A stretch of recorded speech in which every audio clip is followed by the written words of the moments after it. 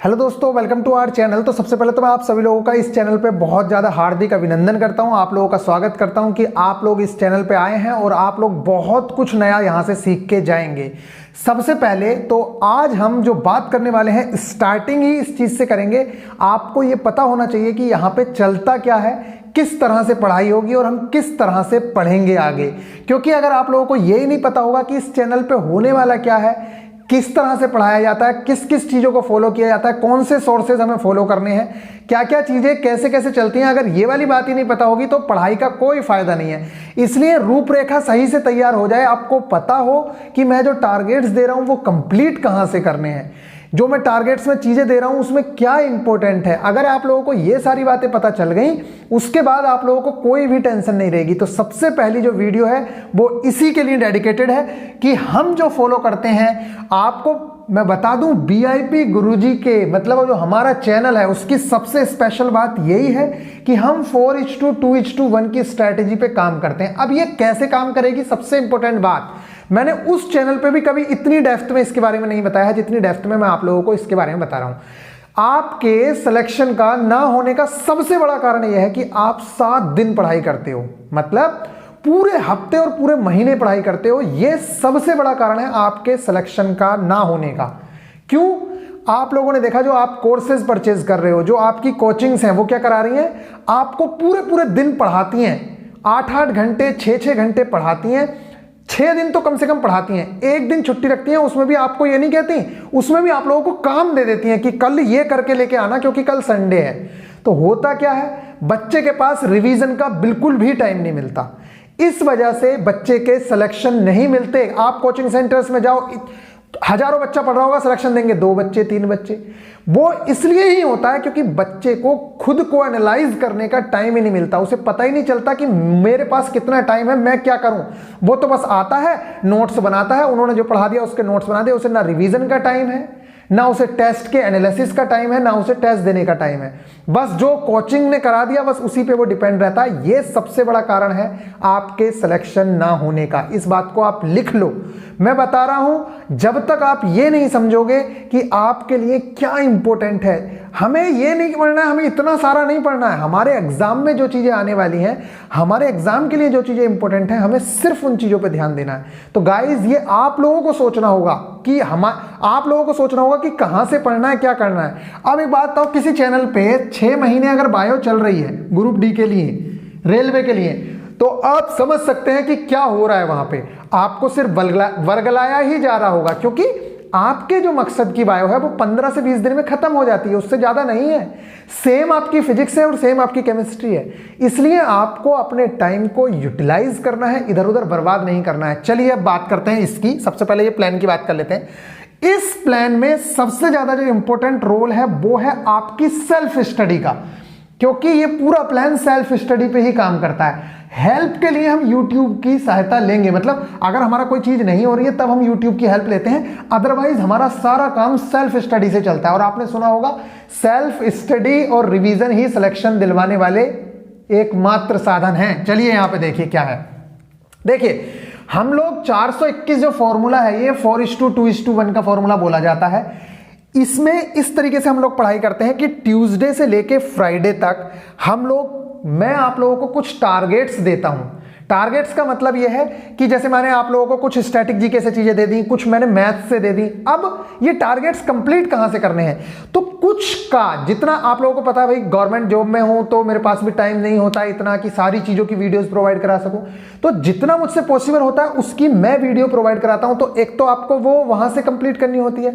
फिर होता यह है, जैसे मान लो मैंने एनसीईआरटी का पहला चैप्टर आप लोगों को सजेस्ट किया, तो वो जो चैप्टर है एनसीईआरटी का पहला, आपको मैं वीडियो सजेस्ट करता हूं कि भाई उस चैनल की वीडियो जाके देख लो, 1 घंटे के अंदर आपका एनसीईआरटी का पहला चैप्टर खत्म हो जाएगा। पीडीएफ उसकी मैं प्रोवाइड कराता हूं, लेकिन पीडीएफ से कभी पढ़ना मत, ये याद रखना। हमेशा आपके पास हार्ड कॉपी में बुक होनी चाहिए और एनसीईआरटी कंपलसरी है, क्योंकि एनसीईआरटी से लगातार क्वेश्चन फंसते हैं। एज इट इज क्वेश्चन देखने को मिले थे 2018 में भी, और अभी आपको भी मिलेंगे देखने, क्योंकि आपके सिलेबस में वो लाइन लिखी हुई है कि class 10th CBSE books science की जो है, और वो एनसीईआरटी फॉलो करता है। इसलिए एनसीईआरटी से ही क्वेश्चन आएंगे और आंसर भी एनसीईआरटी के सही माने जाएंगे। चाहे आपकी कंपटीशन की बुक कुछ भी कह रही हो, एनसीईआरटी में जो लिखा है वही आंसर सही माना जाएगा। तो हम इन 4 दिनों में पढ़ाई करेंगे। इसमें जो टारगेट्स दिए जाएंगे उन्हें आपका जहां से मन हो वहां से कवर कर सकते हो। जो हमारे चैनल पे पढ़ा हुआ है वो वाली चीजें वहां से कवर करनी है। कंटेंट जो है वो सारा का सारा टेलीग्राम में जाएगा। अपना टेलीग्राम ग्रुप मत छोड़ देना। और ऐसा कोई भी बच्चा नहीं होना चाहिए जिसने अपना मेन वाला चैनल सब्सक्राइब नहीं किया है, क्योंकि मेन चैनल से आपका नाता हमेशा रहेगा। क्योंकि जो मैथ्स वगैरह की जो वीडियो है, कंप्लीट वीडियो जो जाएंगी वो वहां जाएंगी आपको यहां पे गाइड करने के लिए। क्योंकि मैं वहां पे बार बार आप लोगों के लिए वीडियो बनाता तो वो लोग डिस्टर्ब होते, इसलिए मैंने यहां पे लेके आया हूं। और कई बार आपको ऐसा होगा कि जो पुराने वाले टारगेट्स हैं वो भी दिए जाएंगे, लेकिन उसके पीछे से जो गाइडेंस वाली चीज होगी वो मैं आप लोगों को प्रोवाइड कराऊंगा। आप लोगों अच्छा, आप लोग ये बताओ, आपको टारगेट्स कंप्लीट करने से मतलब है या इस चीज से मतलब है कि वो कब का है? अरे आपके सिलेबस में जो टारगेट है आपको सिर्फ वो चीजें कंप्लीट करनी है। मेन चीज है आपके पास जो सिलेबस है हार्ड कॉपी में, वो वाली चीजें कंप्लीट होती जाएं, उस पर मार्क करते जाओ कि ये भी हो गया, ये भी हो गया, ये भी हो गया। बस ये चीजें करनी है। हमें इन चीजों से मतलब नहीं है कि कहां से हो रही है कहां से नहीं हो रही है। जो स्मार्ट स्टूडेंट है उनका बस एक ही कर्तव्य है कि भैया हमें बस सिलेबस कंप्लीट करना है, चाहे वो वीडियो 2 साल पहले की हो, चाहे वो 1 साल पहले की हो, इससे मतलब नहीं है। आपको आपके टेलीग्राम ग्रुप में सब कुछ मिल जाएगा A to Z, ठीक है। तो टेलीग्राम ग्रुप को जरूर से जरूर ज्वाइन करना, अपना न्यू वाला। और ओल्ड वाला तो है ही, ऑफिशियल ग्रुप है, सारी इंफॉर्मेशन सबसे पहले ऑफिशियल में जाती है, लेकिन आपके न्यू वाली जो चीजें जाएंगी वो आपके न्यू वाले ग्रुप में ही जाएंगी। ये हो गई 4 दिन की पढ़ाई, ट्यूसडे से लेके फ्राइडे तक। इसके बाद ये जो 2 दिन है सैटरडे और संडे, देखो बहुत ध्यान से समझना, बच्चे समझ ही नहीं पाते और फिर पढ़ाई करते हैं, फिर कहते हैं रिजल्ट नहीं आ रहे। और जो इस चीज को अच्छे से फॉलो करते हैं और जो समझ चुके हैं उनके रिजल्ट 100% देखने को मिलता ही है कि इंप्रूवमेंट होगा ही होगा। ऐसा हो ही नहीं सकता कि आपका रिजल्ट ना दिखे। तो 2 दिन में सैटरडे वाला जो दिन है उस दिन में हम लोग क्या करते हैं, जो हमने 4 दिनों में टारगेट्स कंप्लीट किए सिर्फ उन्हीं का रिवीजन करेंगे, उसके अलावा हम कुछ नहीं पढ़ेंगे। क्या? और ये मतलब नहीं है कि उन 4 दिनों में सिर्फ पढ़ना है, रिवीजन नहीं करना है। उन 4 दिनों में भी अगला टारगेट कंप्लीट करने से पहले पीछे वाला टारगेट पढ़ना है, तब अगले टारगेट पे आगे बढ़ना है। लेकिन इन चारों टारगेट को जब एक साथ हो जाएंगे तो कई बार ऐसा होता है कि मैं टारगेट कम कर देता हूं, जब मुझे लगता है ज्यादा हो गया तो 4 ना करके 3 दिन ही टारगेट कर देते हैं, बीच में आप लोगों को फिर रिवीजन का टाइम दे देते हैं यहां भी। और आप ये मान के चलिए कि हमारे पास बहुत टाइम है, सिलेबस कंप्लीट हम करा देंगे, उसमें टेंशन लेने की जरूरत नहीं है आप लोगों को, ठीक है। सिलेबस बहुत ज्यादा नहीं है यार, 9 दूनी 18 चैप्टर्स हैं टोटल। आप लोगों के फिजिक्स केमिस्ट्री के अगर मिला लें तो 18 चैप्टर्स। अब आपके पास अगर 60 दिन है, मैं कह रहा हूँ 40 दिन भी अगर टारगेट गए तो 18 दूनी 36, आधा चैप्टर भी करोगे तब भी आप लोगों की फिजिक्स केमिस्ट्री कंप्लीट हो जाएगी। और 10 से 15 लेक्चर किस चीज के देखने हैं? बायो के देखने हैं, फिजिक्स बायो, आपके 25 नंबर की साइंस खत्म। और 25 ही चैप्टर आप लोगों के मैथ्स के हैं, इससे ज्यादा चैप्टर है नहीं, 20 से 25 चैप्टर भी नहीं है और मैथ्स भी आप लोगों का खत्म हो जाएगा। RS अग्रवाल के एग्जांपल के साथ प्रीवियस ईयर लगा लेना, उससे ज्यादा करने की जरूरत ही नहीं है। और रीजनिंग में भी यही हाल है। तो गाइज आप लोगों को घबराने की जरूरत नहीं है, ये 2 महीने बहुत अच्छे से आप लोग अगर यूटिलाइज कर लेते हो तो सिलेक्शन कोई रोक नहीं सकता है, बशर्ते कि आपको पता होना चाहिए कि छोड़ना क्या है, पढ़ना क्या है। ये अगर पता चल गया, और उसी के लिए मैं यहाँ पे हूँ। आप ये मान के चलिए कि बस मैं ये बताने के लिए हूँ कि भैया छोड़ना क्या है, पढ़ना क्या है, बाकी आप लोगों को करना है सब कुछ, ठीक है। तो सैटरडे के दिन सिर्फ इन 4 दिनों में जो पढ़ा है उस चीज का रिवीजन करते हैं। बात आती है संडे के दिन। संडे के दिन मैं ये कहता हूं, क्योंकि संडे की इवनिंग में हम लोग टेस्ट लगाते हैं टेक्स्ट बुक एप्लीकेशन पे। तो जिन लोगों के पास अभी टेस्ट सीरीज नहीं है वो लेना तो पड़ेगा ही, क्योंकि टेस्ट सीरीज के मकसद से ही सब कुछ होता है, अदरवाइज ये 4 दिन भी नहीं पढ़ा जाएगा आपसे। अब चलिए बात करता हूं, पहले मैं संडे की इवनिंग में एक प्रीवियस ईयर लगाते हैं और एक 2022 के नए टेस्ट आए हैं, एक वो वाला टेस्ट लगाते हैं, ठीक है। तो अब होगा क्या, इससे पहले मैं ये कहता हूं कि संडे में जितना लेट हो सके उतना लेट पेपर दो। वो इसलिए मैं आप लोगों से कहता हूं कि भैया आप लोगों ने देखा होगा पेपर से पहले माइंड बहुत अच्छे से एक्टिव हो जाता है। तो हमारे सामने जब टारगेट रहता है कि हमें शाम को 2 पेपर देने हैं 1.5 घंटे के, एक डिनर से पहले और एक डिनर के बाद, मैं ऐसा बोलता हूं, ठीक है। तो होता क्या है कि आपका माइंड बहुत अच्छे से एक्टिव हो जाता है। तो संडे और सैटरडे के दिन आपका दिमाग, क्योंकि आपके टारगेट होते हैं सामने कि सैटरडे और संडे वाले, जब आपके दिमाग में टारगेट घूम रहे होते हैं ना कि यार मुझे सैटरडे और संडे को मुझे पेपर देना है, तो आपका दिमाग बहुत अच्छे से एक्टिव हो जाता है। ये स्ट्रैटेजी इसीलिए काम करती है। और जब आपका दिमाग इतने अच्छे से एक्टिव हो जाता है, ये आपने देखा होगा कि पेपर से पहले दिमाग बहुत अच्छा काम करता है। एक तो ये बात मान लेना, टेस्ट को कभी भी टेस्ट मत समझना, ये समझना कि मैं रियल एग्जाम देने जा रहा हूं। इसीलिए मैं कहता हूं कि अपना पूरा टाइम यूटिलाइज करना है। ये नहीं कि गर्लफ्रेंड का मैसेज भी पढ़ना है और उसके साथ साथ मम्मी की बात भी सुननी है, ये भी करना, ना ना ना। उस टाइम पे मम्मी पापा से बोलो मेरा पेपर है और मैं पेपर की तरह ही फील करूंगा, तभी आप अपने आप को परख पाओगे अच्छे से। एक अकेली जगह बैठो और टेस्ट दो। फिर हम टेस्ट देते हैं। तो इसमें सबसे इंपॉर्टेंट बात क्या आई, जो 4 दिन पढ़ा, फिर रिवीजन करा, फिर उसके बाद टेस्ट। मतलब 4 दिन भी तब पढ़ पाओगे जब आपके सामने एक एम है, क्या कि मुझे पेपर देना है। पेपर देना है, जैसे ग्रुप डी का पेपर आएगा और हम उसमें प्रीवियस ईयर दिलवाते हैं, या प्रीवियस ईयर का मतलब है कि पिछला वाला पेपर कैसा आया था, उसके अलावा एक फुल टेस्ट दिलवाते हैं कि आगे कैसा आने वाला है। तो जब आप दोनों चीजों से रूबरू हो जाओगे तो आप लोगों को टेंशन लेने की जरूरत नहीं है। अब सिर्फ टेस्ट देना काफी नहीं है, इस दिन हमने रिवीजन किया है, मतलब 2 दिन हमारे रिवीजन के हैं, बस हमने रात को टेस्ट ही तो दिया है, मतलब 2 दिन हमने वो 4 दिन के टारगेट। और जो मैंने आप लोगों को बताया इस दिन क्या रिवीजन करना होता है, संडे के दिन मैं ये बोलता हूं कि वो 4 दिन तो आपने रिवीजन कर ही लिया है, ठीक है। संडे के दिन अब मान लो आपका कोई मैथ्स का चैप्टर अगर कंप्लीट भी नहीं है, तब आप उसके ऊपर ऊपर से फॉर्मूलेज देख जाओ। आप क्या करो, रीजनिंग के खाली ऊपर ऊपर से फॉर्मूलाज देख लो कि हाँ भाई घड़ी में ये वाला कॉन्सेप्ट लगेगा, मतलब ऊपर ऊपर से चीजें पढ़ जाओ। ऐसा तो है नहीं कि बिल्कुल लल्ला तो हो नहीं आपकी भैया अनजान हो, आपने कुछ पढ़ ही नहीं रखा है, ऐसा तो होगा नहीं ना, कुछ तो पढ़ ही रखा होगा। तो फिर उस तरीके से आप लोगों को ये करना होगा। जैसे ही आप लोग ये वाली चीजें करेंगे तो आप देखेंगे कि जब आप टेस्ट देंगे इवनिंग में तो आपको लगेगा कि यार मेरा ये वाला चैप्टर कंप्लीट नहीं है, लेकिन डायरेक्ट फॉर्मूला बेस्ड क्वेश्चन आ गया, मतलब मैंने निपटा दिया।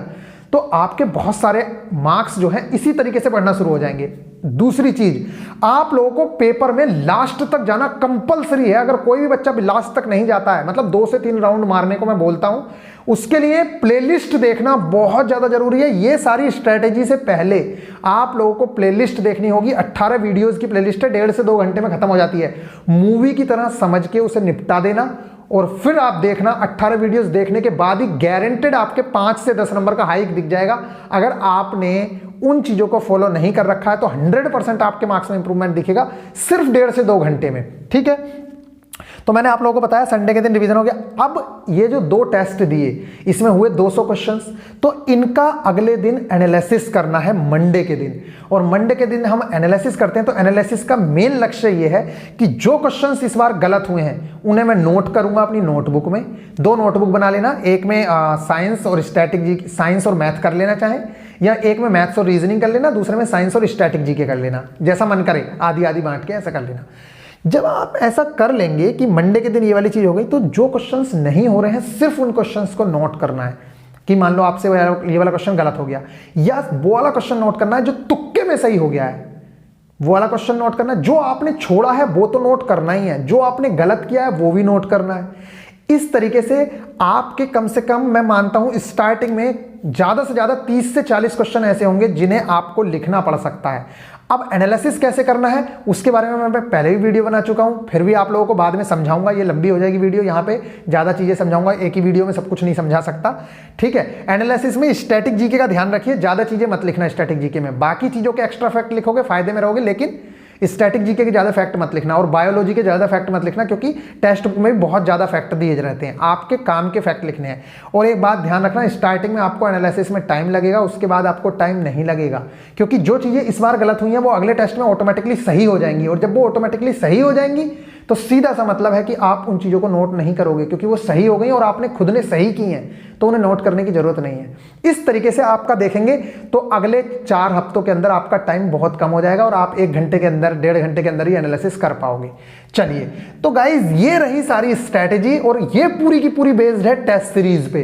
अब आप खुद सोचो, एक आदमी के सामने, मतलब एक आप हो जिसने टेस्ट सीरीज परचेज की हुई है, तो आपके सामने एक लक्ष्य है कि यार मुझे टेस्ट देना है, इसलिए आप 4 दिन पढ़ रहे हो, इसलिए आप सैटरडे के दिन रिवीजन कर रहे हो, इसलिए आप संडे के दिन रिवीजन करके टेस्ट दे रहे हो, क्योंकि आपको पता है कि मुझे पेपर देना है।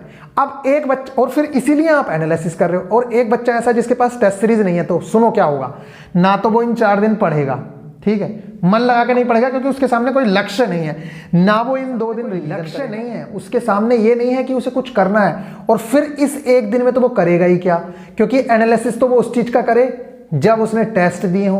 तो वो क्या करेगा, वो इन 4 दिन में तो मरे मन से बस थोड़ा बहुत कर पढ़ने की कोशिश करेगा और इन 3 दिन में वो इंजॉय करेगा। और जब वो 3 दिन में इंजॉय करेगा ना, तो आप लिख के ले लो, कभी भी वो बच्चा आगे नहीं निकल सकता।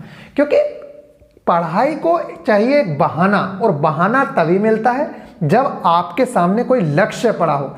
इसलिए टेस्ट सीरीज की इंपॉर्टेंस बहुत ज्यादा है आपके एग्जाम में।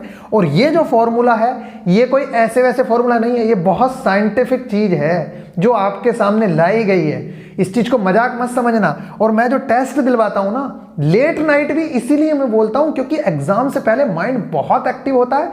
आपने देखा होगा, आप सेमेस्टर एग्जाम देते थे या कोई भी एग्जाम देते थे, एग्जाम से 1 रात पहले आप पढ़ना शुरू करो, साला जो पूरे 6 महीने में याद ना हुआ वो एग्जाम से पहले याद हो जाता था।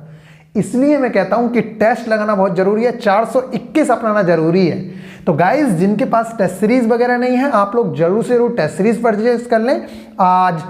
आज लास्ट डेट है 31, 18 महीने के लिए ऑल ओवर इंडिया के जितने भी एग्जाम्स होते हैं आपको 340 रुपए में ऑल ओवर इंडिया, चाहे आप लेखपाल का एग्जाम देंगे, यूपी पुलिस देंगे, एएलपी दोगे, जेई दोगे, ग्रुप डी दोगे, सिर्फ 340 रुपए का आपको पास लेना है और आप सारे के सारे एग्जाम्स के लिए एलिजिबल हो जाओगे। आपका जहां मन करे, जिसका मन करे वो टेस्ट दो। और पूरी 5 भाषाओं में, 5 से 6 लैंग्वेजेस में टेस्ट है। मिलियंस में स्टूडेंट के साथ लड़ने का मौका मिलता है और जब घर से इतने सारे स्टूडेंट के साथ लड़के जाते हो तो आपको कॉन्फिडेंट हो जाता है कि जब साला मैं 4 लाख बच्चों में अपना रैंक लेके आ रहा हूं, 5000 या 4000 लेके आ रहा हूं, तो आपके अंदर कॉन्फिडेंट आ जाएगा कि साला कोई रोक के दिखाए सिलेक्शन। यही कॉन्फिडेंस घर से बिल्डअप करके जाना है और वो तभी बिल्ड होगा जब आप लोग बहुत अच्छे से तैयारी करोगे, टेस्ट दोगे। तो गाइस जिनके पास टेस्ट सीरीज नहीं है, टेस्ट सीरीज जरूर से जरूर परचेज कर लें। जिनके पास हार्ड कॉपी में सिलेबस नहीं है, आप लोग जरूर से जरूर सिलेबस ले लीजिए। कल एक वीडियो और मैं दूंगा जिसमें आप लोगों को बताऊंगा कि आपके पास क्या क्या सोर्सेज होना कंपलसरी है और फिर हम टारगेट स्टार्ट करेंगे। और बिल्कुल घबराने की जरूरत नहीं है, पूरा का पूरा सिलेबस निपटा दिया जाएगा बहुत जल्दी। ठीक है, बहुत सारा समय है यार, बहुत सारा समय है। रिवीजन भी करेंगे। देखो जब आपको 2-2 दिन रिवीजन के दिए जा रहे हैं, ये वाला दिन भी एनालिसिस का दिया जा रहा है, मतलब 3 दिन बिल्कुल पढ़ाई नहीं, कोई टारगेट नहीं, तो आप लोग अगर चाहोगे ना तो बड़ी ही आसानी से इन 4 दिनों के टारगेट को कंप्लीट कर सकते हो। और ये लिख के रख लो, 7 दिन पढ़ने वाला और इस स्ट्रेटेजी से पढ़ने वाला बच्चा, बहुत डिफरेंस है। और आने वाला टाइम देखना, इसी स्ट्रेटेजी से सारे कोचिंग वाले पढ़ाना स्टार्ट करेंगे, सब कॉपी पेस्ट करेंगे, देख लेना आप लोग। बाकी तो मैं ज्यादा नहीं बोल रहा हूं, लेकिन देख लेना आप लोग। इस चीज को कॉपी पेस्ट करना शुरू किया था बहुत सारे लोगों ने, लेकिन वो सक्सेसफुल नहीं हो पाए अभी। चलिए मिलेंगे फिर नेक्स्ट वीडियो में, तब तक के लिए बाय। लेकिन इसके रिजल्ट्स आप देखना जब एग्जाम हो जाएगा।